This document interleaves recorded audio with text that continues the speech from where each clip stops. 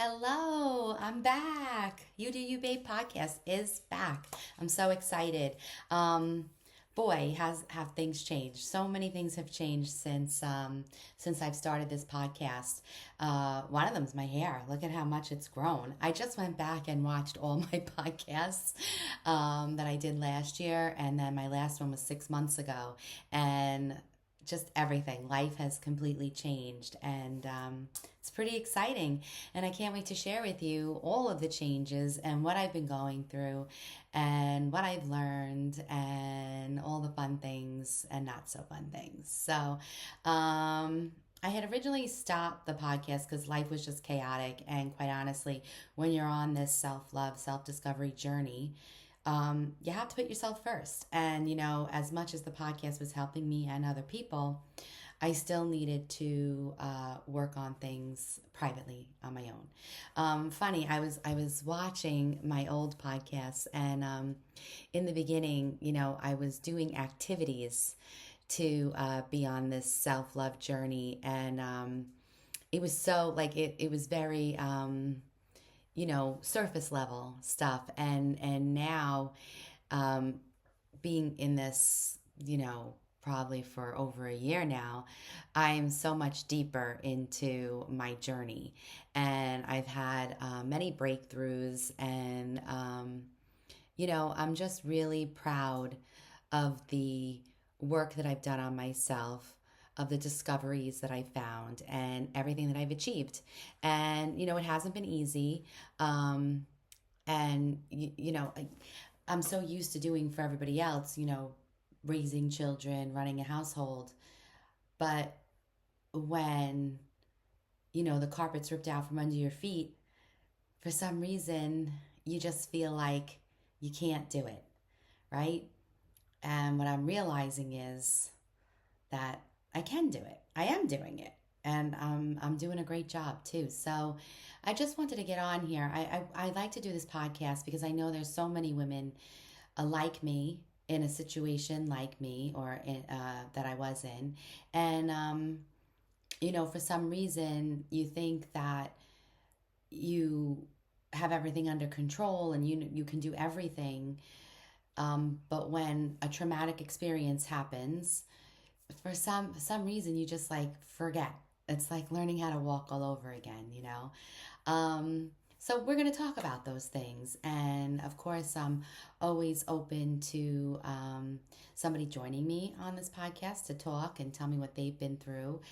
There's so many different things coming at you while on this journey that you can't just focus on one thing. And that's what I've been realizing. Like, here I am focusing on this one section, and then something comes at me from this direction. So I'm like, oh, okay. Then I give that a little attention, but I still need to be focusing on this one thing. And then something else comes from another direction. And it's just like, let me write that down. I'll get back to that. It's kind of amazing. It's kind of amazing how you go from functioning as a couple, as a in a family unit, to functioning by yourself. And like I said, it shouldn't be so difficult, but it is, because it's mentally draining, it's emotionally draining, and depending on what your trauma is, what you've been through, depends on all other things that are going on. So I'm going to discuss everything that I've been going through and dealing with. And, again, I'm not a therapist, I'm not a life coach, I'm just me navigating these uncharted waters. And I think I'm doing a pretty damn good job. I mean, I think of the alternatives, and I totally could have went in a different direction. But I didn't. I didn't. And one thing that I've been true to myself about, is doing everything out of love. And some people are skeptics. They're like, no, you got to think with the head, and you got to, you know, um, protect yourself. And I'm not saying I don't protect myself. I'm not saying I don't think with my head. But for a while, I didn't know how to think. I didn't know what to do next, right? Before my divorce, before my marriage failed, I used to think all the time. It was like no brainer. I would just do. I would worry about things. But either way, I did it. And I think it was easier for me because I had a safety net, or so I thought I had a safety net. Either way, I had another person going through the same shit as me, and I, made decisions together. So it never really, so it wasn't all on my shoulders. So I didn't really think about it, and we would just do what we had to do. Then, when it was time for me to make decisions on my own, I wasn't sure. I wasn't sure what was the right decision to make. I wasn't sure about anything. So, if you watched my other episodes, you'll hear me talk about how at one point I had three different therapists. I had two therapists and a life coach. Okay. And my theory was, well, if I'm unsure about something, I'll bring it up to each of them. If two out of the three agree with one way, one outcome, that's the way I'll go. So, because I was so unsure of myself, that's what I had decided to do. Now I'm just down to the one therapist, and I'm pretty okay with all of my decisions that I've been making. And if they're mistakes, they're mistakes, right? Because I said it in one of my Instagram posts. You don't learn, you don't grow unless mistakes are made, right? I mean, you don't want to. I got to tell you, I think I overthink a lot, and mistakes are going to be made, and it's okay. It's not the end of the world. So I need to keep that in mind as I'm making decisions. Um, but I've been pretty good with all my decisions. I remember, and I'm just referring back to old episodes, but I remember back in the winter of 2022 when I was angry at God. I was so disappointed. I did everything. I thought I did everything right. I thought I did everything the way it's supposed to be. And here I am in a marriage after, let's see, I was with him total like 32 years, dating and marriage. But here I am, and, my marriage is over, and I did everything right. So I was so angry at God. Like, why would he do this to me? And then at one point, I had the revelation that he didn't do this to me, he did this for me. And as months went by and weeks went by, and I learned things about my marriage that I didn't know. Um, and I always thought I wasn't that head in the sand type of person. I honestly thought I was in check with everything going on in my life. But I guess I kind of was like a head in the sand. I didn't question things. I didn't, it was, I mean, my marriage wasn't easy. Okay, I'm gonna just say that. I've done a lot of therapy to realize it wasn't an easy marriage. And it wasn't always nice. And I guess I didn't realize I was doing it. But if everything was quiet and calm, I left it alone. I didn't poke the bear, okay? Sometimes I did, but most of the time I didn't poke the bear. And, you know, I would just let him, I just would be like, do whatever you want to do. I had the kids, I was busy with them. And there was just certain things I didn't want to deal with. Um, Towards the end, it definitely was not a nice place to be in. It was not a nice marriage. Um, but I'm not here to talk about that, okay? Because everybody goes through trials and tribulations with their marriages, and shit happens, and that's not what I'm here. What I'm here to talk about is how I handled it and how I got through it, and how I believed in myself.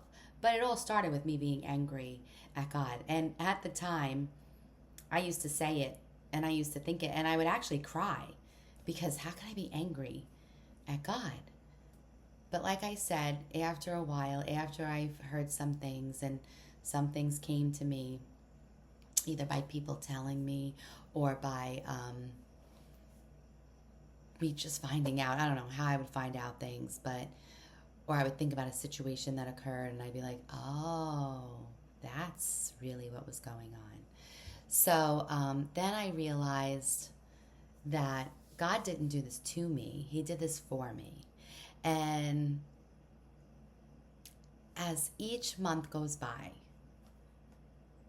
as every new instance occurs,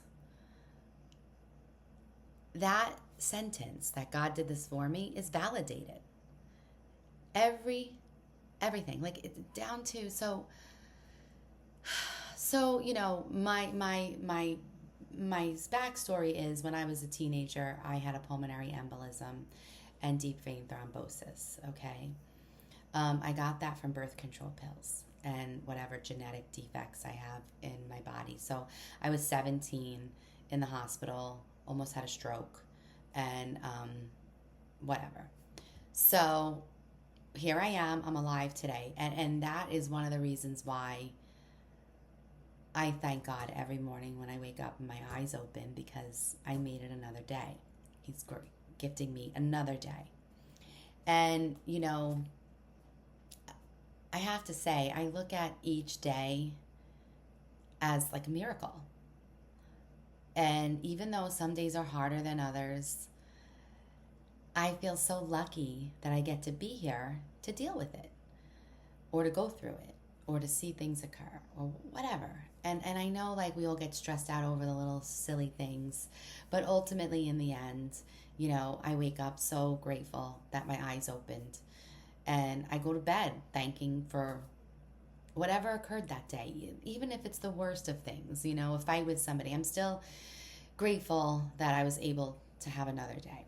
So that's just how I go through it because of my medical problems, because at any point I could stroke out. As a matter of fact, speaking of strokes, I was in the hospital last year in January 2023, the end of January 2023. I had went to Florida. I went to a resort, and I just took a long weekend and just recharged and reset. And I come home, and probably a week later, I felt my legs were killing me. And I know what it feels like to have a blood clot. So I went to my doctor. She's like, okay, you're going to go for ultrasound or whatever. And I did. I had 2 blood clots in my leg. So she admitted me to the hospital. Oh no. Well, that did happen, but that's not the instance that I'm thinking about. Another time, I was in the hospital because I had foot drop. Okay, I was coming out of the pharmacy and I was dragging my foot, and I said, "Holy shit! I think I had a stroke." So we went to the hospital, and I took every MRI test that I could that you could put me under. I think I was in the MRI booth for like almost 3 hours. At one point, I started panicking, and they had to take me out. But anyway, from those MRIs, I learned that at some point in my life, later in life, so let's see, my sister died in 2014. That was pretty. My mom died in 2007. I had my daughter in 2006. I had her at 30 weeks gestation. She came out 3 pounds, okay? A year later, my mother died from her cancer. Okay. Then that was 2007, my mother died. Then in 2010, no, 2014, 2010. Oh, geez, I don't even remember. 2014, my sister died unexpectedly. And so somewhere from, not when my daughter was born, but maybe from when my mom died to now, or 2023, I actually had a stroke. I had a stroke. No idea. I had no idea I had it. Apparently it shows up in the MRI that you had a history of a stroke. So there you have it. It explains a few things. Like I have like a droopy eye. It explains it. Just little things that occurred. But I'm here. I'm thankful I'm here. And I learned that when I went in for foot drop, it wasn't a stroke, it was foot drop. Okay, great. So, by the way, the nerve damage test that they give you for foot drop, so friggin' painful. So painful. I don't recommend it to anybody, but whatever. At least it was foot drop and not a stroke. But either way, these are the reasons why I'm so thankful and I wake up every morning because, I could be 6 feet under. Things could be so different. And even though, I went through everything that I've gone through medically, I still was raising a family, running a household, working, and being, a mother, a wife, an aunt. When my sister died, I helped her family a lot. So a lot was going on. I also ran a business with my ex-husband. We had a trucking business. Unfortunately, that didn't go as planned. So there was a lot of stressors in my life, okay? And I can see why that would happen to me. And when I look back now, I was like slowly dying. So when I say that God did this for me, he made sure that when my marriage failed, that I saw why this happened and how it happened for me. Because I got news for you. I don't know where I'd be right now. So it wasn't an easy marriage. So here I am, going, and then the other thing is I've never been alone. Let's see, my mother gave birth to me. I lived at home. I started dating at 15. I got engaged at 19, and I was married at 21. I was never alone, okay? So here I am in 2022, we separated.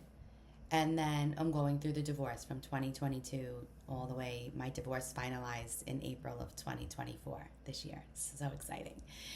But I was scared because I was like, I'm this sickly person. How am I going to be by myself? Who's going to help me? And I guess I always felt secure because I had somebody with me. Not that he did anything to make me feel secure. Like he didn't, it was just the fact of having somebody there. And I think I've always had somebody there. So it was just the safety net of having somebody there. So when I was going through all this stuff, like when I had the blood clots, when I had the foot drop, the foot drop was this year. It was 2024. I did go to the hospital in 2023 for blood clots. And then in 2024, I went for foot drop. Okay. Now that you all know my medical history. No, so anyway, so I think that I truly feel that because I was so scared of being alone, because at one point I tried to save the marriage. I tried to do, marriage counseling, and I tried to say, let's work things out. And my daughter, who was 16 at the time, said, Mom, what are you doing? Why do you want to get back to me? I go, well, that's your father. Don't you want to be together? Don't you want your parents to be together? She's like, if you bring him back here, I'm moving out. That was an eye-opener. I was like, shit, my 16-year-old daughter, this is her daddy. They had a nice relationship up until that point. And she's telling me if I do that, she's going to move out. I couldn't believe it. I couldn't believe what I was hearing. I was like, wow. First of all, my daughter, she's a tough cookie. She really is. She was since the day she was born. She came, like I said, she came at 30 weeks gestation. She was 3 pounds. The first night she was in the NICU, she ripped all the tubes out of her body. So that should just give you a little insight on Sophia. Okay, she's fabulous. She's strong. She definitely teaches me stuff. So I'm lucky to have her. So anyway, she was like, no, what are you doing? So I was like, okay, yeah, why am I fighting? Why am I fighting for this? And like I said, the last year of marriage was really, really, really bad. So I was like, so as these instances were, I keep going off track. But as these instances were occurring, I think that the lesson there was I can do it on my own.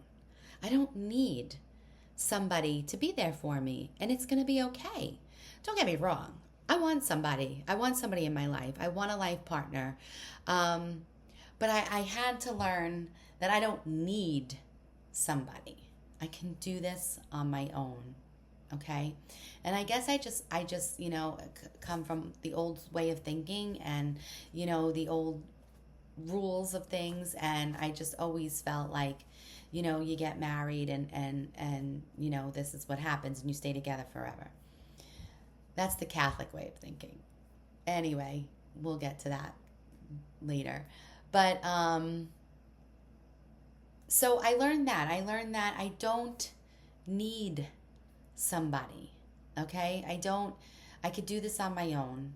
Yes, I have my children and my extended family and that enriches my life, but I don't need them to do for me. I can handle when shit occurs. I got it. I've got it. I can do it. I can handle it. And basically, these past 2 years, I've been proving to myself I can do it on my own.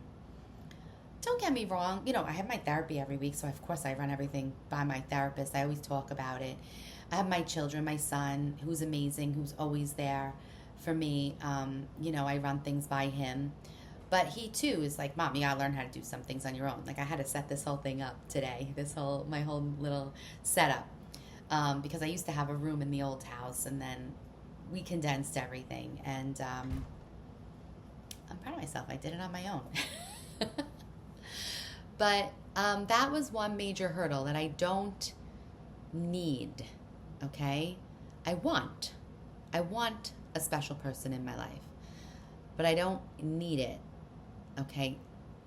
I think I did things for the wrong reasons, and that's what I'm learning. Like I'm reevaluating things that I've done, why I did them, and they weren't for the right reasons, and I figured out why they weren't for the right reasons, but I have to undo that. So here I am. I'm in my very first apartment. It's a condo, but I'm living on my own for the very first time. I'm 48. It's very exciting. I knew I could do it. I just, it was scary to do everything on your own. I never done everything on my own. So let's go back to all the things that happened. So I went to the hospital because I thought I had blood clots. Then I went to the hospital because of the foot drop. Found out at one point I did have a stroke in my life and why certain things. Like you see this is like droopy. That's from the stroke. Okay, I had no idea. All right, but here I am living, thriving, feeling great. Then my whole life, all my blood tests have been terrible. I had issues. I had diabetes. I had issues. I think my highest weight was 201 pounds, okay? And then for a long time, I hovered around 190 something. Then I had developed diabetes. Not when I was pregnant, when most of the time that's when you do develop. No, I developed it later after I had my daughter. So in the 2000s. Okay. So I was dealing with that. Still didn't really focus on myself. I had other things going on. Then, my blood work would always be out of whack. My blood pressure would be high. My cholesterol, everything. And I'd be like, I don't understand. So whatever. I mean, because I knew people who were much, much heavier than me and didn't have any of these medical problems. And I would be like, well, I guess it's just the way I was, it's just my genetic makeup. So then at one point, before the divorce occurred, a few years earlier, I had found out that the man who raised me was not my biological father. Okay, that's like a whole nother episode. I could totally be a Lifetime movie or a Netflix film. Totally. My life. So I had found that out. I have new family that I met, and I swear that all happened for a reason, because my angels and God knew what was coming down the pipeline for my life. So anyway, I've learned these past few years that I can do it on my own, and there were some bumps in the road. So we ended up selling my house. Okay, we weren't supposed to sell it we would do, we were going through the divorce, back and forth with the lawyers, figuring out the best way to do this. And one of the arrangements was to sell the house, put the house on the market March of 2024. But you all seen how the housing market's been and how pricing of houses have been crazy. So at one point in 2023, in July, the market was crazy. The houses were high.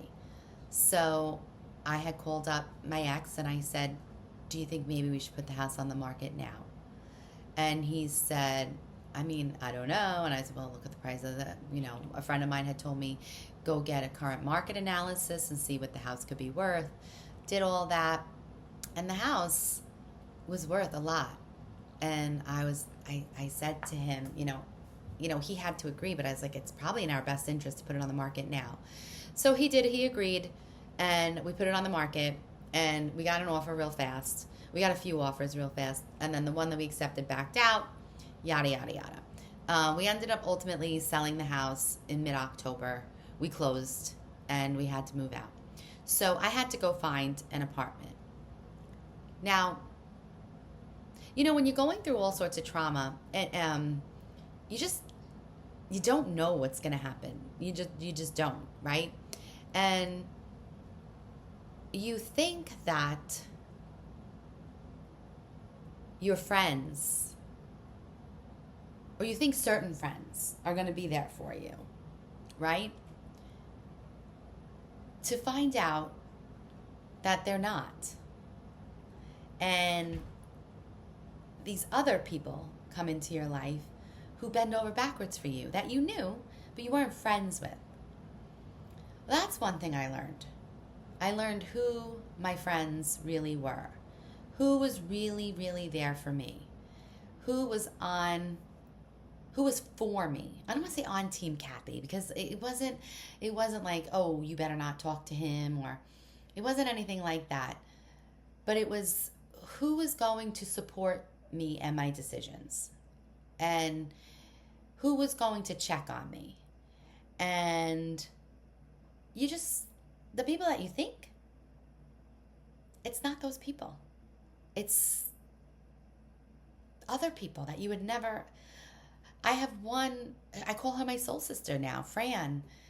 I saw her at a party. I had lost a lot of weight from the stress of the divorce, deciding to get a divorce. Saw Fran at a party, at a mutual person's party. My God, you look great, blah, blah, blah. How'd you lose the weight? And I said, oh, it's called divorce, whatever. And anyway, we got together, and, she's exactly who is supposed to be in my life. And she supports me in my decisions. And she'll give me her opinion, don't get me wrong. But she's just very supportive. She listens, and it's just amazing how it happens. And then you have friends that you think that will be there forever, and they're not. And it might not even be anything that they did. It's just that you're going through so many changes that you just don't align anymore. And it's no hard feelings. I don't wish anybody who was in my life, who I was very close with, I don't wish them bad at all. As a matter of fact, I only wish good for them. But my life is so different now, and even when I was going through it, that some people just couldn't come along for the ride. They just couldn't. I don't know. And when those decisions were being made, I didn't quite understand them at the time, but inside it's what I needed. Okay, I'm not saying that I'll never be friends with people again who I was friends with, but they were a part of a different era and a different lifetime, and I was a different person than myself, and I don't know if they would have been able to grow with me. But I still love them. They were part of my life, and I wish them well. And I don't know why these things happen. I guess that's why they call it a self-discovery journey. Like things happen and you don't understand why they happen. I stopped questioning why, even though I am a big why. Like I said in one of my recent posts. I don't know if you guys follow me on my Instagram page, but I do little posts there. And, I recently started Pilates and I asked why. Certain things I need to understand why. Why do I have to do it this way? Because then I'll be able to incorporate it and do it. But with these big decisions and how I've been guided, and I guess it's your intuition or your gut or your heart, I don't know. But I stopped asking why. Why isn't that person in my life anymore? Why, did things have to happen this way? It's just the way it needed to happen in order for me to see clearer. And the thing about it is, like, even during my divorce, you don't have to be nasty and mean when you're going to make a change or when you have to do something. You don't have to be mean about it. Like, I personally don't think I was mean for my divorce. I mean, my lawyer, she really wanted to go at him. She was like a dog with a bone. But I was more like, let's get this over with. We all need to start healing. We all need to just move on. This was just a ton of bricks that hit us, and my kids and I, and even my ex, we just needed to move on. And so the both of us, for the sake of our family, for what we could salvage of it, we agreed on certain things that other people have been like, what are you doing that for? That's ridiculous. But, mainly our kids were the most important, are the most important to us. And we couldn't keep the hurt any longer. So certain things I know why, but other things I don't know why, and maybe one day it'll come to me. But a lot of changes, a lot of things. So my friend Fran, I don't even know, I'm like off on tangents here. My friend Fran, I met Fran, and she, I mean, we were acquaintances throughout the kids being in school, but not friendly. We didn't hang out.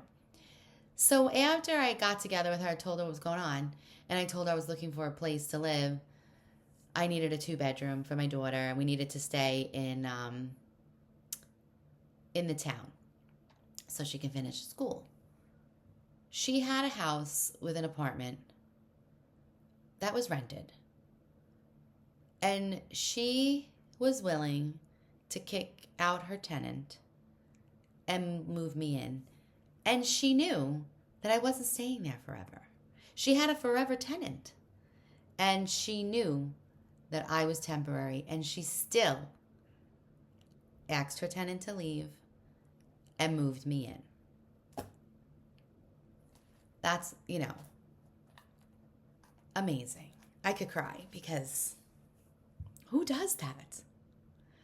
Most people think of their own needs. I'm sorry. But she put my needs before hers. I hope everybody can have a friend like her. Really, I do. And Fran's been through her own shit. And I don't know. I don't know why she was brought into my life, why certain people were taken out of my life, but I know it's his doing. I don't know why, but I am forever thankful and grateful for Fran. So there I was living in my apartment with my daughter. We did her senior year of school. It was very, very different. But even there, I just didn't feel good. It was the same. I've been in this town for my whole life, so I did not feel good in this town. I had a conversation with a friend, And she was asking me how I'm doing in my new environment. And I said, I'm very happy. She said, but aren't you lonely? And I said, I'm not lonely. I'm alone, but I'm not lonely. I said, do you know what lonely is? Lonely is when you've lived in your town your whole life and the people that you grew up with or have been friends with forever don't call you and don't check on you and don't invite you places, okay? And yet they're living their life, which they're supposed to. That's lonely, all right? But moving to a new community, a new city, and starting a new life, it's not lonely. It's not lonely. It's exciting. I'm alone, but I'm not lonely. I meet people every day. Every day. Just yesterday, I met a woman at my daughter's track meet, and lovely, lovely woman. But as I digress. But anyway, I just I had to learn. Basically, my first lesson was learning how to be alone and how to handle things on my own. So I had to handle hospital stays. I had to handle moving into an apartment on my own. Paying rent on my own income. Stuff I just never, ever did. Ever. And at 48, here I am doing it. And I'm rocking it. No. But it was scary. It was scary, but you can do it. And, sometimes, you try and come up with a plan. I'm always like trying to come up with a plan. But sometimes you just wing it and you just find yourself doing it. And you don't know how you're doing it, but you're doing it. So I pat myself on the back for that one. What else happened that... Oh, okay. So I had my car. I loved my car. I had an Audi convertible. I absolutely love that car. I got it in 2019, brand new. Loved that car. That car made me happy. Isn't that crazy? But I would go, if I was in a bad mood, I would go for a drive in that car, and it changed my mood. It was just amazing. I would have the top down in the middle of the winter. I loved that car. Let's see. I was researching places to live, and I had gotten into an accident with the car. I rear-ended one of those G-Wagons.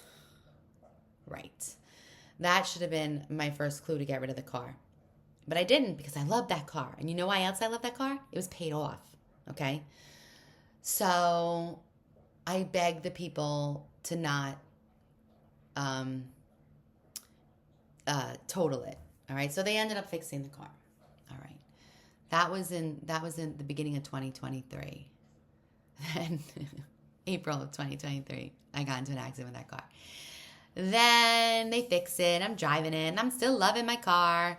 Then I'm traveling to go see... No, I wasn't traveling. It was February of 2024. I'm going to meet some girlfriends for dinner. And I'm driving slow down this dark road. I'm going like 15 miles an hour. I'm really not driving fast. I was actually killing time because I was early. And all of a sudden, a freaking deer lands on the hood of my car. I was like, you've got to be kidding me. I could still drive my car, but they ended up totaling it. And this time I said, my son goes, Mom, get rid of that thing. That was the last thing that you bought with Daddy. We don't need it anymore. Go get something new. This is a sign. Well, it really was a sign. So they ended up totaling it, and then I ended up getting not a new car. I got a 2021, but with very low mileage, a newer car. So again, it was something I had to handle on my own, and I did it. And it was stressful at times, but I got through. Then I knew I didn't want to stay in my hometown anymore. I was like, if I stay there, I'm going to die.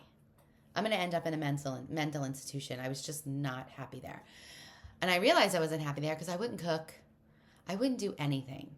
I just didn't want to be there. And so I was looking at different places to live, and I ended up choosing where I live now. But I had to do all of that on my own. I had to apply. I had to fill out an application to rent a place on my own, with my own income, with my own references. You know how scary that is? They had to check my credit, okay? At that time, I mean, I had some derogatory remarks on my credit report that, we're going to be off at some point this year. And, I had to explain all that. The landlord looked at my credit report, and my credit wasn't as bad as I thought it was. But I had been working on it. That was something that I, took the bull by the horns, and I started really focusing on fixing my credit.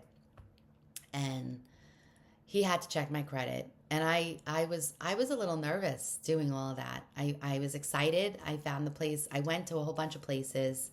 I didn't On the computer. They all looked really nice, but in person, I was like, this is not nice. Like, I'm not happy here. Then I found one, like it like appeared out of nowhere. I was waiting to go see another apartment, and this one showed up, and the guy said, well, you could see it tomorrow. And I had already checked out of the hotel, so I was like, fine, I'll get another hotel. Whatever. I saw it. I walked into the place. It's where I am now. It felt like home to me. It's exactly where I needed to be. When I walked out after I saw the place, I found a white feather on the ground. So, of course, I'm like, that's a sign from my angels. This is where I need to be. And I just love where I am. I love this community. I love everything about it. I love my views. I love my condo. Everything I just love. And so anyway, I got home and I had to fill out the application. And at that point, I didn't think about it. Now, I'm usually one that sits there and thinks and stews and thinks. But I said, you know what? It's out of my control. If I get it, I get it. If I don't, I don't. And I submitted it on a Saturday. I didn't hear from the landlord till like Tuesday or Wednesday, but he did call Fran, who I was renting from, and she did call me on Monday, and she said I did speak to him. And then he called me on Tuesday, and he said, we want you to rent the condo from us. And I was so excited. I was like, it was perfect. I was so happy. And I said to him, his name is Kirthi. I said, Kirthi, why me? Because, he could have had anybody with more income and anybody live here. And he just said, because when I met you, you felt like family. And again, I could cry because the people that I'm meeting during this transition in my life have been nothing short of kind and loving, and have like really accepted me, and it's stuff that I lacked my whole life. And it's just amazing. It's amazing who has come across my path this whole journey. And, I'm just so grateful. And like I said, this is all happening for me. I'm meeting all these lovely people for me, And it's not to forget where I came from, but it's to show me how wonderful everything can be. So I ended up getting this condo. I signed the lease all on my own. I went out and celebrated on my own. And I acquired it in April. And I went and bought all new furniture. And I think I got the furniture in May. And then I would come out for the furniture delivery or just to do certain things here most weekends. And then after my daughter graduated in July, I moved in here full time. And it's been nothing but wonderful since. And a whole slew of other things, that I had to work on,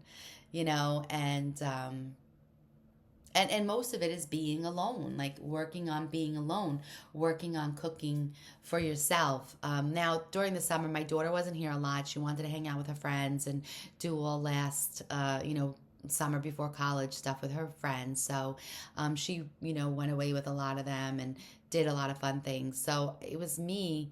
I had to deal with being here by myself. And it was tough at first.